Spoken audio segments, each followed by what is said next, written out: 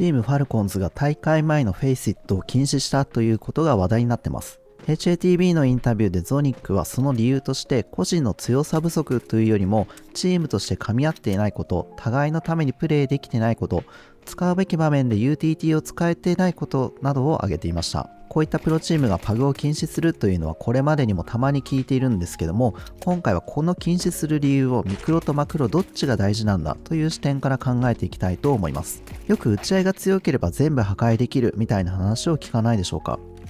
これって単純に1対1が強い人が2人3人持っていって試合を壊せるっていう意味でもあると思うし、もっと言えばどれだけマクロを考えても最後は1対1の打ち合いに帰結するんだから、結局大事なのはミクロなんじゃないかという考えでもあるかなと思います。で、実際これはある意味では正しいと思っています。特にマッチメイキングとかプレミアといったレベルのソロ環境では、単純に打ち合いが強い人だけがそのまま試合を壊すということは普通にあります。ただじゃあそれがそのまま大会とかスクリムといったものでもトークかっていうと、そこは結構変わってくるんじゃないかなと思います。つまりミクロかマクロなのかというどっちが絶対に大事かっていう二択ではなくて、環境とかレベルによって勝敗への寄与率が変わる。つまりミクロとマクロのバランスは自分の置かれているレベル帯によって変わるんじゃないかという話です。今回はそこを自分なりに整理して話していきます。まずミクロとマクロは何かという点ですね。前提としてミクロとマクロって白と黒を完全に分けられるものではないと思ってます。ただ話しやすいように僕の考えという形で一度ここで整理をします。ミクロっていうのは自分の画面上で完結しやすいスキルのことです。例えば照準の動かし方や壁越しに敵の位置を予想しておくプリエイム、ワイドにスイングしていくのか小刻みに出るのかというピークの仕方であったり、まっすぐ球を飛ばすためのカウンターストライク、相手の音を聞いて自分がどういった風に動くかということを1秒未満に決めて行わなければいけない立ち回り、また味方や敵のフラッシュなどの投げ物に対する最適な動きだったり、 C4 設置後の1対1の少人数戦での駆け引き、このあたりはいわゆるミクロ寄りになります。一方でマクロはマップ全体やラウンド全体を見て期待値を上げる考え方です。どこに人数を割くのかとか、どのエリアを先に取るのか、その取ったエリアを取り続けるのか放棄するのか、あとは相手の情報を取るのかといったところもですね、例えば自分で目視ですね、視認して相手を確認するのか、モロトフなのでクリアリングしていくのか、CT サイドであれば味方の B ラッシュコールにつられて A から B に寄ってしまうのか、それとも C4 が見えるまで寄らないのか、相手の癖や財布状況を踏まえてラウンドをどう設計するのか、こういったものがマクロになってきます。ミクロとマクロを一言で言うのであれば、今この瞬間の戦闘に勝つための技術、これがミクロです。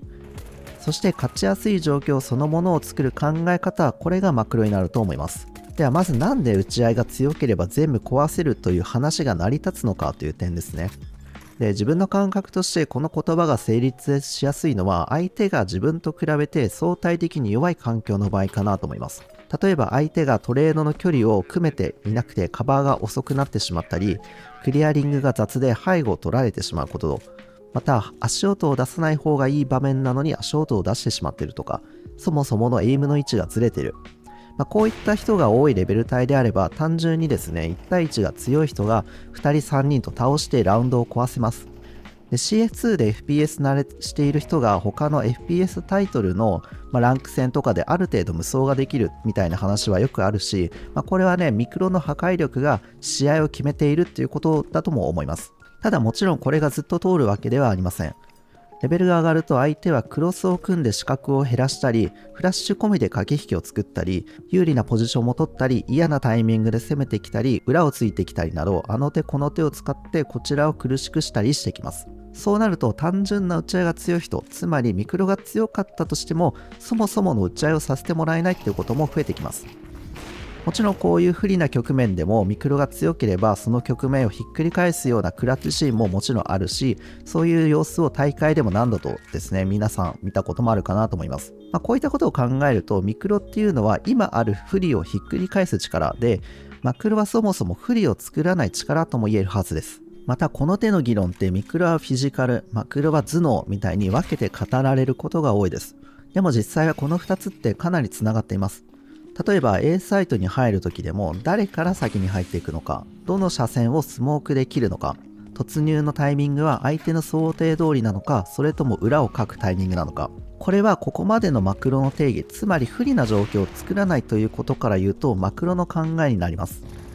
でもこれを実行する力そのものはミクロになります。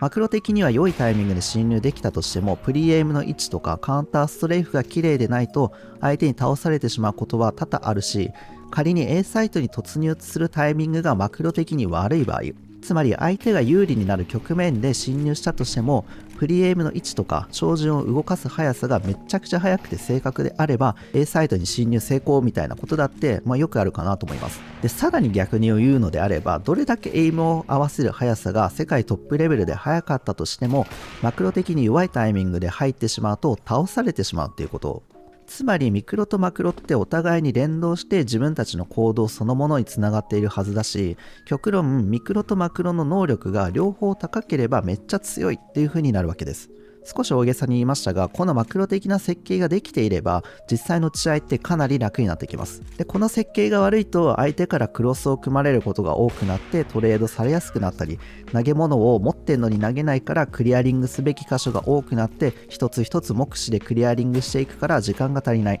そして相手が自分たちが攻めたい方向に寄ってきてしまって負けてしまう。そういう形になってどんどんですね、打ち合いとか戦況が悪くなってきます。で、つまり上手い人は単純に打ち合いが強いっていうことだけではなくて、打ち合いに勝ちやすい状況を作るのが上手いとも言えるはずです。この時点でもうミクロとマクロは完全に切り分けられないはずです。マクロとミクロを完全に分けて考えることはできないということはここまでで伝わったでしょうか。この上で MM やプレミア、フェイスイットや大会のケースを考えていきたいと思います。まずは MM、マッチメイキングやプレミアといったレベルの話からです。もちろんですね、この中にもレベル差はあります。ただ自分の感覚としてここの鍵になってくるのはミクロです。もう理由はシンプルで、マクロの連携の期待値が低いし、個人のミスも多いからです。最近プレミアをソロで少し回していても感じるんですけども、オープニングの立ち回りがかなり甘かったり、お互いトレードのプレイヤーがいなかったりなどして、単体、要するにその人の強さが通りやすい環境に非常に感じます。だから MM とかプレミアでは、まず自分の打ち合いとか、ピーク、プリエムですね、そういったミクロの良し悪しが勝ち負けに大きく関わってきます。ただだからといってマクロが不要なわけでもありません。むしろ簡単なマクロだけでかなり刺さるかなと思います。例えば一番効果的なものがオープニングですね。つまりラウンド開始時から中盤にかけた時間帯の動き方です。で、僕が投稿しているこれだけシリーズっていうのはですね、意識的にオープニングの動きを多く取り入れてます。これはね、動画の見た目からいくとミクロの解説に見えるかもしれないんですけど、実際にはマクロ的な考えを反映させた、そういうミクロの動きになってます。で、試合の序盤って敵の位置もある程度決まっていて読むことができるので、その上でですね、良いオープニングができれば、それはマクロ的に見ても良い動きということになるわけです。だからこそこれだけシリーズっていうのは MM とかプレミア、そしてこの後話すフェイスイットでもかなり土台になってくるかなと思います。なので MM とかプレミアはミクロがもちろん主役なんだけど、最低限のマクロでも差がつく環境、そのはずです。じゃあフェイスイットではどうなるかっていう話ですけども、フェイスイットと一口に言ってもかなり広いです。レベル1からレベル10までありますし、その先はレートが青天井で、サーバーも地域によって違うし、FPL みたいな招待された人だけが戦うことができる、そういう特殊な環境もあります。なので今回は日本からつなぐことが多いシンガポールサーバーの前提で話をします。で、レベル10を超えてくるとプレミアよりは間違いなく良くも悪くもプレイヤーの質は高いです。各マップのオープニングの投げ物や立ち回りはある程度常識として持っている人は多いし、各個人のミクロ、つまり打ち合いの技術っていうのもレートに比例してやっぱり上がってきます。ただここで大事なのは、フェイスイットは良くも悪くも打ち合い至上主義になりやすい環境だということです。最初に話した自分の画面上で完結しやすいスキル、ミクロがかなり重要になってきます。多くは語りませんが、足が速いプレイヤー、要するにプレス W するプレイヤーも多いので、オープニングの出来栄えでそのラウンドと試合の勝敗が決まるっていうこともほぼ珍しくありません。つまりフェイスイットもプレミアといったように同じようにですね、オープニングが非常に大事になってきます。プレミアのハイレート帯よりもチーム全体としてマクロを含んだオープニングが始まっていくイメージです。で、そしてその中盤以降は IGL がいて、細かい決め事があるっていうことでもないので、基本的にはかなりシンプルな試合運びになりやすいです。A 行こうぜとか B 行こうみたいな、そういった形ですね。で、ここで冒頭に話したチームファルコンズがトーナメント前にフェイスイットを禁止したという話に戻ってきます。まずコーチであるゾニックがフェイスイットを禁止した主な理由は、フェイスイットをやりすぎると悪い癖がつくと考えていたからです。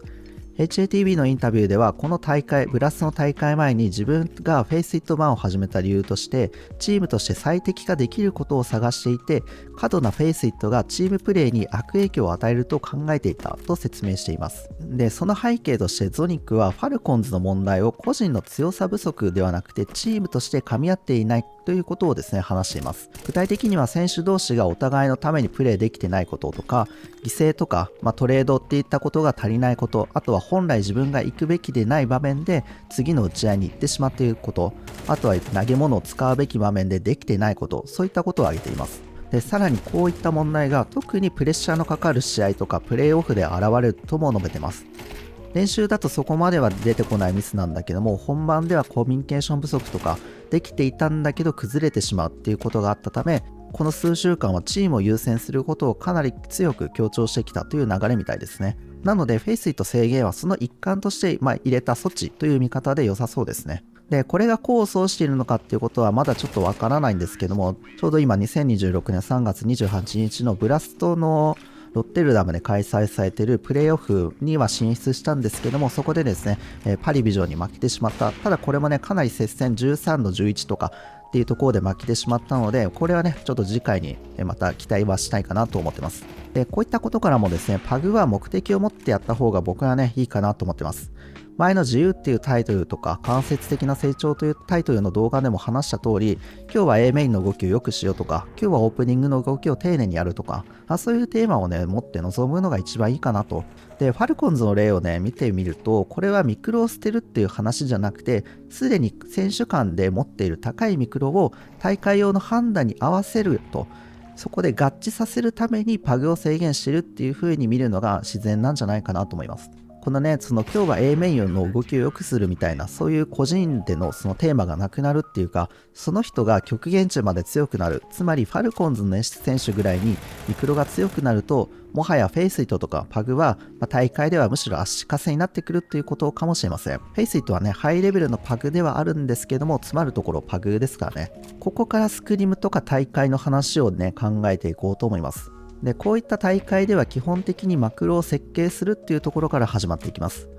で、このマクロにもチームごとに色があります。例えばミラージュのミッド取り方一つにとってもチームごとにかなり違ってきます。以前プロのミラージュの取り方という点でも触れたんですけども、ミッドの取り方だけでもそのチームの色が出てきます。ただここで勘違いしたくないのが、マクロを成立させるためにもミクロが必要だっていうことです。正確に言うと、マクロ的な動きを成立させた上で最後はミクロ、つまり打ち合いに収束するということですね。確かにスクリムとか大会っていったところではパグに比べてマクロの大切さっていうか、その比重は大きくなってきます。でもどれだけマクロを用意していても、極端な話、手札をね100枚持っていたとしても、最終的には打ち合い、要するにミクロに帰結するっていうことになります。じゃあね、ここでファルコンズがフェイスイットを禁止するのはおかしくないかって思う人もいるかもしれません。最終的にミクロに帰結するんだったら、ミクロの比重が重いフェイスイットはもうむしろね、どんどんやるべきなんじゃないかなという疑問です。で、そこでキーとなってくるのが、大会ではじゃあ何が差になってくるのかっていう話ですね。ティア1のプロシーンになると、メタ、つまり定石とかお互いの得意な動きっていうものはある程度把握した上で試合が進んでいきます。だからですね、価値が出てくるのは相手の想定を外すことかなと僕は思います。その結果として新しい投げ物が開発されてくるっていうことにつながるのかなと。要するにですね、AK を持って走って打ち合うっていうことだけでは限界が出てきます。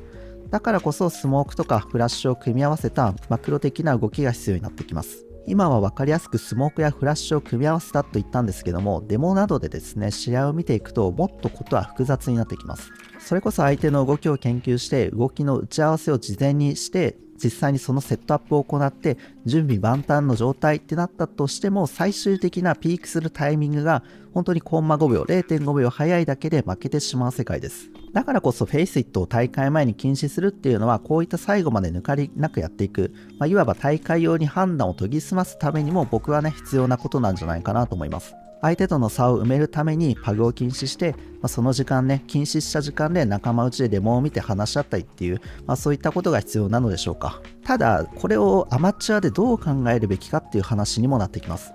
ファルコンズの例は少し外れ値というか、ほとんどの人は CS2 を専業でやっているわけではありません。なのでアマチュアでチーム活動をしているような人たちはこれをそのまま取り入れるべきではないかなというのが僕の今の考えです。これはアマチュアチームでマクロを突き詰めるっていうのはかなり難しいっていうことが経験則から分かってます。例えば7マップある競技マップのうち1つをバンしたとしても、その6マップ練習する必要があるので、週にですね5日の練習日を設けたとしても1週間でダスト2を2回、要するに1マップ2回練習できれば良い方かなと思います。でそうなってくると、月曜日に練習したダスト2の反省項目を次にある、例えば土曜日に覚えてるかっていう点ですね。これはチームによって戦術の難しさだったり、どういったことをやろうとしているかにもいろいろね、その要因いろいろあるんですけども、ふとした時にこれなんだっけとか忘れてしまうっていうことは人間なのでよくあるっていうことがあります。つまりこのマクロをティア1のプロみたいに突き詰めるっていうのはもうかなり難しいんですね。細かく喋るとこれだけ動画1本になるんですけども、チーム活動を長くやっているほどこれはね共感いただけるんじゃないかなと思ってます。で、マクロを突き詰めるのが難しいっていうことは相対的にミクロの価値が重くなってくるっていうことです。重視する比率として、感覚ですけども、ミクロが7でマクロが3ぐらいかなでも良いかなと思ってます。もちろんね、これは個人とかチームのね、ミクロのマクロの好みによっても変わってくるんですけども、まずは個人個人のミクロのスキルをチームで発揮して、その上で2、3人の動きをね、反省会等で少しずつ合わせていく。この順番が現実的かなと思います。ちょっと脱線するんですけども、よくね、そのプロのセットアップを持ってきてそれをコピーしてやろうっていうことがあるんですけども、それって結構そのさっき言った手札をね100枚を持ってくるっていうことと近いかなと思っていて、それをやるよりかは個人のミクロが良ければ、極端な話、相手のマクロに対しても対策できるっていうことだったり、ミクロが強くなっていけば相対的にマクロもね、パグをやっていけばやっていくほどマクロもある程度は上手くなってくるので、まずはそういったところをですね、ミクロを鍛えて、でその上でチームで使う、セットアップですね、そういったものを1マップ1、2個、2、3個持っておけばいいんじゃないかなっていうのが、ちょっとね個人的な話かなと思います。なのでミクロとマクロがどっちが大切かっていうね議論については、アマチュアだったらまずはミクロを優先するのがいいと思うんだけど、よりね上手くなるためにはマクロもミクロも必ず必要になってくると思います。ただまずアマチュアであるんだったら、まずはマクロをガチガチに固めるよりかは過不足ないマクロの知識を持った上で自分のミクロを試合で再現できるようにする動きの方が現実的かなと思います。で、その1人の動きを組み合わせて2人3人の動きを少しずつ合わせていって5人の動きにしていくと、そういった順番でやっていくのがアマチュアで活躍していく一番ね最短のルートなんじゃないかなと思います。で、仮にですねプロになったらその時に初めてもっとマクロをガチガチに固めていって考えていけばいいかなと思います。今回は以上です。